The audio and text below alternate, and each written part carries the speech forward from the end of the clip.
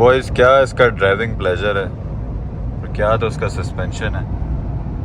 और फिर ऐसा मौसम हो, ऐसे रोड्स हो, ऐसी गाड़ी हो, जी वैगन तरह की फील हो, डायमंड कट वाले डोर्स हो, क्या ही मज़ा है।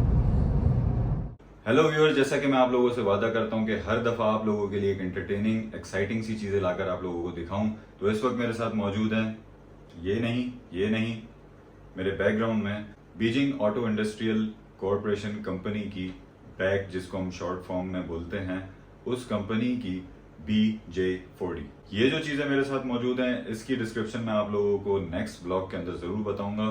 This is the face lift of the Traxis X Max, जो कि वर्ल्ड फेमस बैशर है, और ये मेरा रिसेंटली बिल्ड प्रोजेक्ट जिसका चैसिस है HSP flying fish 110 scale indoor drift build, एक RC ड्रिफ्ट कार। उसके बारे में मैं आप लोगों को नेक्स्ट वीडियो में बताऊंगा। जब तक मैं आप लोगों को BJ40 के बारे में बताता हूं कि इसकी मेरी मोहब्बत कहां से शुरू हुई और इसका मेरा क्या रिलेशन है और इसका परचेज डिसीजन क्या है। मैं आपको 1 मिनट की डिस्क्रिप्शन दूंगा कि इसका मेरा परचेज डिसीजन क्या है। इसके बाद मैं आपको गाड़ी के फीचर्स बताऊंगा। सबसे पहले बात करते चलें इसके प्राइस ब्रैकेट की तरफ। इस प्राइस ब्रैकेट के अंदर 2016-17 की अनकंफर्टेबल लेस फीचर्स वाली फॉर्च्यूनर, या फिर थका देने वाली रेवो, या फिर आपको एक सेडान कार होंडा सिविक मिलती है, जो कि सच है। अगर हम रिकंडीशन गाड़ियों की तरफ चलते चलें तो रिकंडीशन गाड़ियां जिस हालत में ड्यूटीज बचाने के लिए लाई जाती हैं और जिस हालत में लाई जाती हैं और फिर उनको उस हिसाब से प्रिपेयर किया जाता है यहाँ पर, इस वजह से उसका नाम दिया गया है रिकंडीशन। मेरी नजर में उसे ये कहते हैं कि यार एक हमने पुरानी गाड़ी ली जो ठुकी हुई थी, जिसका एक्सीडेंट हुआ था, जिसका दरवाजा नहीं था, जिसका क्या था क्या नहीं था, वो सब हालात आप लोग जानते हैं, और उसके बाद वो यहाँ पर आके उसे उसकी कंडीशन पर लाया जाता है। इसके बाद हम लोग उसे खरीदते हैं। सब लोग इस बात के गवाह हैं कि विद इन 1 ईयर उन गाड़ियों की क्या हालत हो जाए। तो फिर हम बात करते हैं इंपोर्टेड गाड़ियों की तरफ, जो कि 0 मीटर इंपोर्ट होती हैं, जैसे जर्मन गाड़ियां हो गई, अमेरिकन गाड़ियां हो गई। अब जर्मन और अमेरिकन गाड़ियां जब हम लोग यहाँ पर मंगाते हैं, वाकई अच्छी बिल्ड क्वालिटी की होती हैं, पर उनका मसला ये आता है कि वो पाकिस्तान का वेदर, पाकिस्तान का टेम्परेचर, पाकिस्तान के रोड्स बर्दाश्त नहीं कर पाते, जिस वजह से गाड़ियों को कुछ इश्यूज फेस करने पड़ते हैं। और अगर हमें उनका कोई भी पार्ट चाहिए होता है तो हमें 30 days, 40 days, 15 days, depending on the car, हमें उसके हिसाब से वेट करना पड़ता है, और पार्ट्स की अवेलेबिलिटी इतनी इजी नहीं होती। फिर हमारे पास बिग 3 के अलावा कोई भी ऑप्शन नहीं होता, और हम वही चीज देखते हैं जो पाकिस्तान के अंदर मेड हो, जिसकी पार्ट्स की अवेलेबिलिटी इजी हो।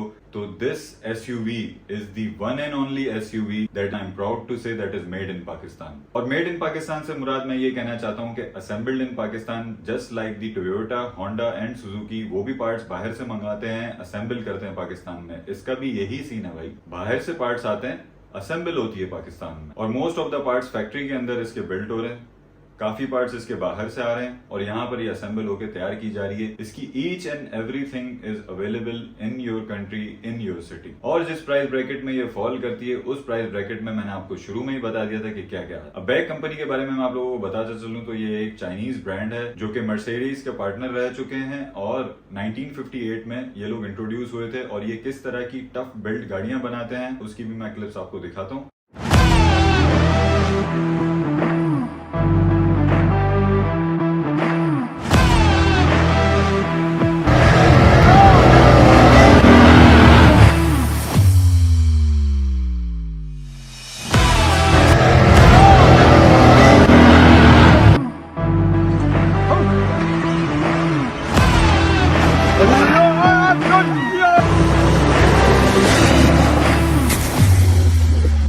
क्लिप्स देखी तो आपको अंदाजा हुआ होगा कि ये किस तरह से इसका वायर यूज किया जा रहा है। अगर ये इतनी स्ट्रॉन्ग बीटिंग्स बर्दाश्त करती है और इतनी स्ट्रॉन्ग और इतनी टफ बिल्ड है, तो यही तो परचेज डिसीजन है जो इस वक्त ये मेरे साथ मौजूद है। अब ओरिजिनली देखा जाए तो साजगार इंजीनियरिंग वाले सिर्फ इस चीज को असेंबल करके हमें दे रहे हैं। ऑफिशियली ये गाड़ी बैक कंपनी की है, और ये किस तरह की बिल्ड क्वालिटी के साथ है और इसके क्या क्या फीचर्स हैं, आइए मैं आप लोगों को दिखाता हूँ अब इसके फीचर्स के बारे में। So this is the BJ40L long wheel base, जो कि एक top of the line variant है, और ये एक वन एंड ओनली SUV है मेड इन पाकिस्तान, जिसकी रूफ कन्वर्ट हो जाती है, जिसके डोर्स रिमूव हो सकते हैं, ओपन हिंजेस के साथ है, जिसका फ्रंट विंडशील्ड हम डाउन कर सकते हैं, इसको पूरा शिकारी जीप बना सकते हैं। जैसा कंपनी क्लेम करती है 20 मिनट्स, तो मतलब 20 मिनट्स। ये रूफ का फ्रंट पार्ट डाउन हो गया और ये रियर पार्ट। तो इसके डोर्स भी रिमूव हो जाते हैं, लेकिन वो मुझे आते नहीं है तो मैंने अभी किए नहीं है। फिलहाल आपको मैं रूफ रिमूव करके दिखा रहा हूँ, बाकी किसी और की वीडियो में आपको डोर्स रिमूव करके भी दिखा दूंगा। और अगर आप लोगों को मौसम के मज़े लेने हैं तो रूफ रिमूव कर लें, और अगर आप लोगों ने शिकार पे जाना है तो आप दरवाजे रिमूव कर लें, और अगर आपने किसी को गोली मारनी है तो ये विंडशील्ड डाउन कर दें बोनेट के ऊपर और फिर आपके पास एक क्रिस्टल क्लियर व्यू होगा। टॉप डाउन करके चलाने के शशके और मज़े ही अपने। पहले तो हम लोग इसके रिम टायर्स की तरफ चलते हैं। इस गाड़ी के अंदर अलॉय व्हील्स आते हैं जो कि 17 इंच के होते हैं और कूपर के टायर्स आते हैं स्ट्रेट फ्रॉम द फैक्ट्री। गाड़ी हम लें और रिम टायर्स ना लगाएं तो ऐसा कभी पॉसिबल नहीं हुआ। इस वजह से इसके अंदर मैंने मेथड के व्हील्स डाले और रोवेलो के bridge track all terrain tyres डाले जो कि 18 इंचेस हैं और जो कि इस गाड़ी को एक मीन लुक दे रहे हैं। स्टॉक रिम इसका इस तरह का होता है और इस तरह के टायर्स होते हैं। ये एक एसयूवी की तरह नेक्स्ट लेवल कंफर्ट और एक नेक्स्ट लेवल मज़े देती है। आइए आप लोगों को इसका इंटीरियर दिखाता हूँ। ये रही इसकी खूबसूरत सी चाबी। लॉक करते हैं, शुरू करते हैं डोर ओपनिंग से। इसके डोर्स जी वैगन की तरह ज़ोर से बंद होते हैं और जीप रेंगलर की तरह जो कि एक मैनली फील देते हैं। साइड व्यू मिरर के साथ एक आपको छोटा ब्लाइंड स्पॉट मिरर भी मिलेगा। इवन इसका इंडिकेशंस इसके नीचे भी है। और अब आपको इसका खूबसूरत सा इंटीरियर दिखाते हैं। ये देखें, सारे पैसे इस चीज़ के हैं। अभी तक जो प्रोटेक्शन फिल्म है मीटर की वो तक रिमूव नहीं की। पुश बटन इसका सेंटर में है, ब्रेक दबाई, स्टार्ट किया और खूबसूरत से स्टार्ट। इसकी ऑयल चेंज का टाइम आ गया, ये आपको खुद बताएगी। फ्यूल कम है वो आपको खुद बताएगी। और इस गाड़ी के अंदर सबसे खूबसूरत चीज़ जायरो। आपकी गाड़ी 1 डिग्री अभी नीचे है तो नीचे बता रही है, अगर लेफ्ट राइट है तो लेफ्ट राइट बताएगी। नॉर्थ वेस्ट 307 डिग्री पर हम लोग खड़े हुए हैं जैसे कि एक जहाज में होता है और वाकई ये जहाज है। ये गाड़ी 2000 सीसी टर्बो इंजन के साथ आती है जिसका fuel average in city 7 to 7.5 है और ऑन द लॉन्ग ये मुझे 11 देती है, मोर देन अ फॉर्च्यूनर। और फिर इन सब फीचर्स के साथ इस गाड़ी की प्रोटेक्शन तो लाजवाब है। पूरी गाड़ी अंदर से रोल केज्ड है फ्रॉम द फैक्ट्री और ये एक बहुत अच्छा सेफ्टी स्टैंडर्ड है। और इसके साथ इसमें आ जाते हैं एयर बैग्स। लेग स्पेस की अगर बात करें तो अगली सीट्स बिल्कुल पीछे हैं और फिर भी हमारे पास अच्छा खासा एम्पल स्पेस मौजूद है। रूफ रिमूव करने के लिए आपने ये 2 नट्स खोलने हैं, ये वाला पार्ट डाउन हो जाएगा और अगर आपने आगे वाला पार्ट डाउन करना है तो आपने खाली हिंजेस को अनलॉक करना है और ये बाहर आ जाएगा। सिंपल। सीट्स इसकी डाउन हो सकती हैं ताकि आपके पास अच्छा खासा मजीद स्पेस हो जाए। ये आप देख सकते हैं, ह्यूज स्पेस है। फ्रंट रूफ रिमूव करने के लिए आपने सिर्फ इन लैचेस को खोलना है, इसको नीचे करके टॉप डाउन करना है और फिर इस लैच को डाउन करना है और इसके बाद आपका ये पार्ट निकल जाएगा। इसके बाद आपका ये पूरी गाड़ी आप 15 to 20 मिनट्स में कन्वर्ट कर सकते हैं। सीट्स इसकी मैन्युअली एडजस्टेबल हैं और अप डाउन इसलिए नहीं होती क्योंकि कंपनी चाहती है कि आप रोल केज की अंदर ही रहें। अगर आप रोल केज से बाहर चले जाते हैं, खुदा ना खासा आप रूफ खोल के गाड़ी चला रहे हैं, आप मैसिव ऑफ रोडिंग कर रहे हैं और अगर ये गाड़ी कल्टी हो जाती है तो आपको ना लगे, इसलिए इन्होंने रोल केज दिया है। अगर आप रोल केज के बाहर होंगे तो आपका हेड डैमेज हो सकता है और आपको रोल केज की अंदर कस्टडी के अंदर रखा हुआ है। इस वजह से सीट एडजस्टमेंट इन लोगों ने नहीं दी, स्टीयरिंग एडजस्टमेंट इसमें मौजूद है। मैं इस वक्त 6 फीट का हूँ और मेरा अच्छा खासा रूफ से स्पेस मौजूद है।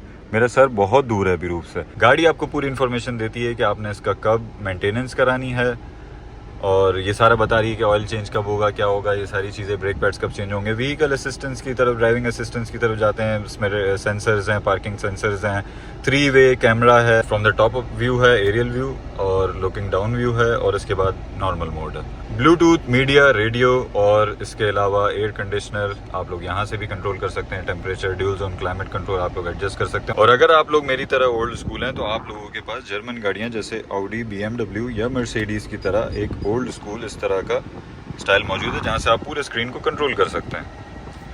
पैसेंजर सेफ्टी के लिए यहाँ पे एक इस तरह का टफली बिल्ड जो है ये हैंडल है, ग्रैब हैंडल। अगर आपका पैसेंजर आपकी ड्राइविंग से डरता है तो यहाँ से ग्रैब हैंडल पकड़ के और फिर आप इसको मीन तरीके से गाड़ी को चलाएं।